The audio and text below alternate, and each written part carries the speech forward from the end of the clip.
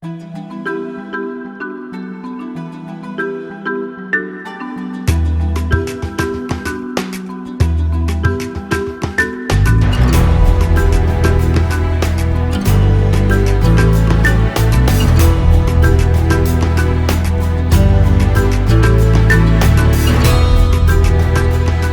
vlog is all about getting your business model right.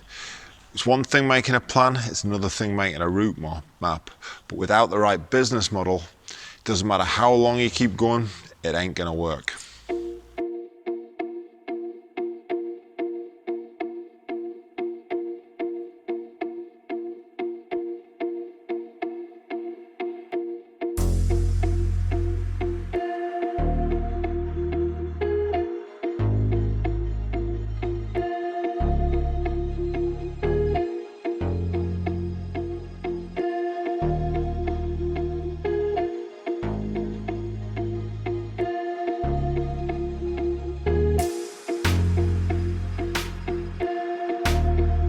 Behind me right here, you can see the warehousing operation for FightStorePro.com.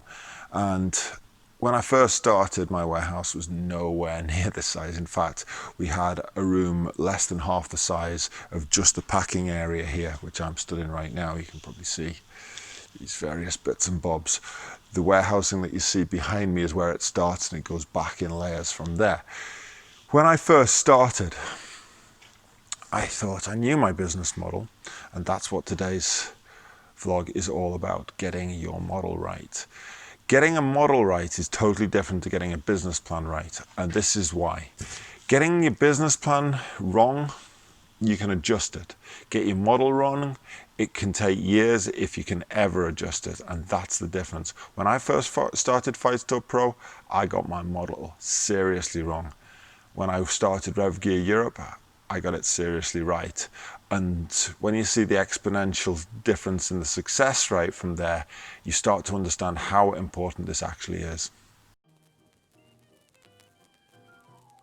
So let's have a little recap and know where we're going. We've decided that we're going to do a lifestyle business, or we're going to start a lifestyle business. We've looked at the benefits to us. Maybe it's so that we can work from anywhere and have more time to do the things we want to do. We've got a great plan together. We've worked out a route map, how to get there. We know the direction we're headed in. The big question is, what does this all look like? And this is the question that if we need to answer. Like my granddad used to say, if you go rushing forward, but you can't see where you're going, well, it's not going to work out so well. So perhaps if that happens and you haven't looked where you're going, but you've gone flying forward, well, inevitably something just like this is going to end up happening. And that's what we're trying to avoid by getting our business model right. So in the next section, we need to look at how to get our business model right and define what a business model actually is.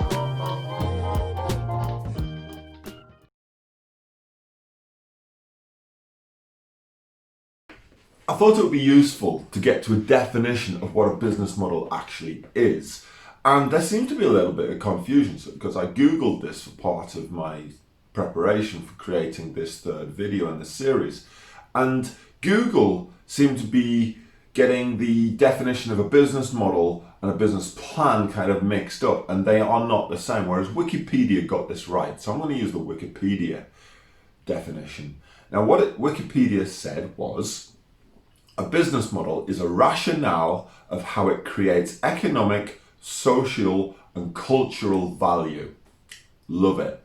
Very simple definition, and that is correct. That is what a business model is. So how does a business model differ from a business plan? Now I'm going to make this simpler. The business model is the foundation and fundamental way in which your business creates income, and it's the foundation way in which it operates and works. A business plan is a set of actions and a set of thought processes which allows you to look at all sorts of different aspects of how you're going to both start it, continue to run it, and how you're going to take it from one stage to the next. And as we discussed, a route map is pretty much planning out those stages as you go and looking at how you're going to get there. Let's have a look how we can create a successful business model and what the elements to one are. So, making a successful business model.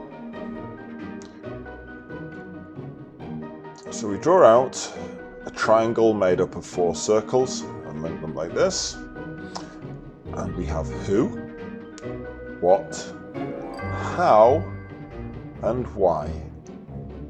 Who is the customer? What do you offer them? How is the value proposition created? Why is this profitable?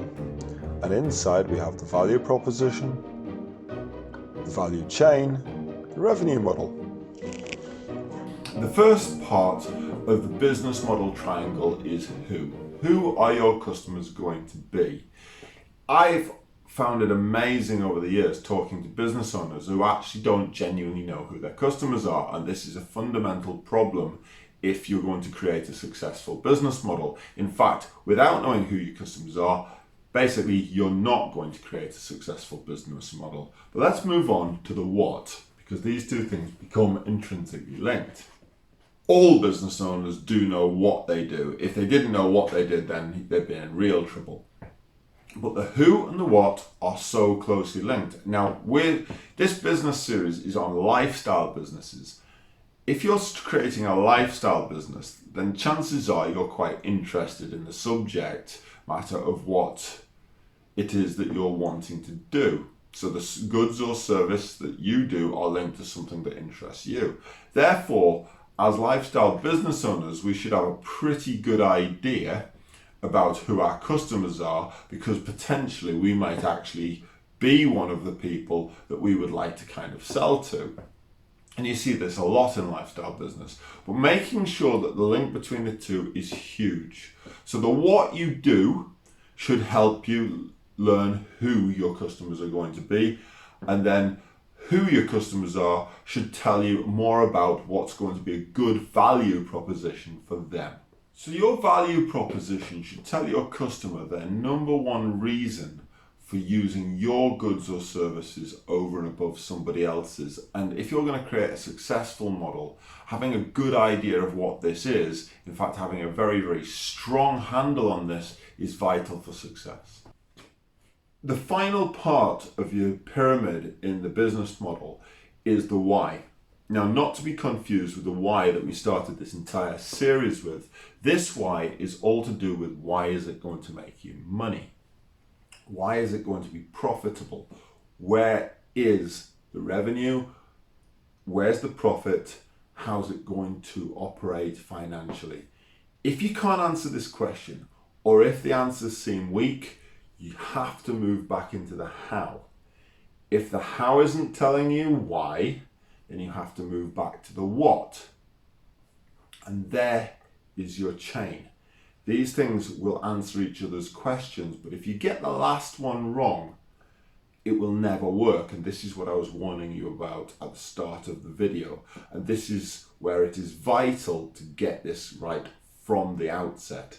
It is possible to make modifications to make things more profitable after starting a business. But if really the revenue is never going to be worth the effort that you're going to put into it, then this can actually be the death nail in a company's coffin before you've ever actually started. So that's why it's so vital to get this right from the off.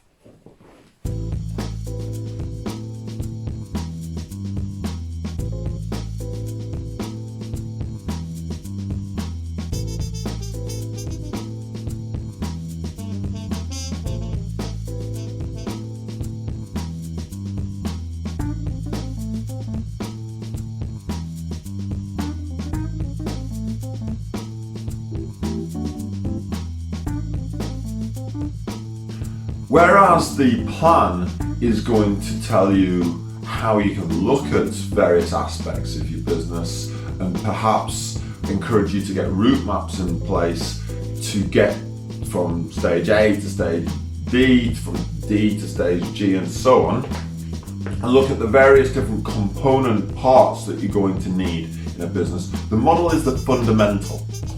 It's how does this work? So we have why you're going to do it.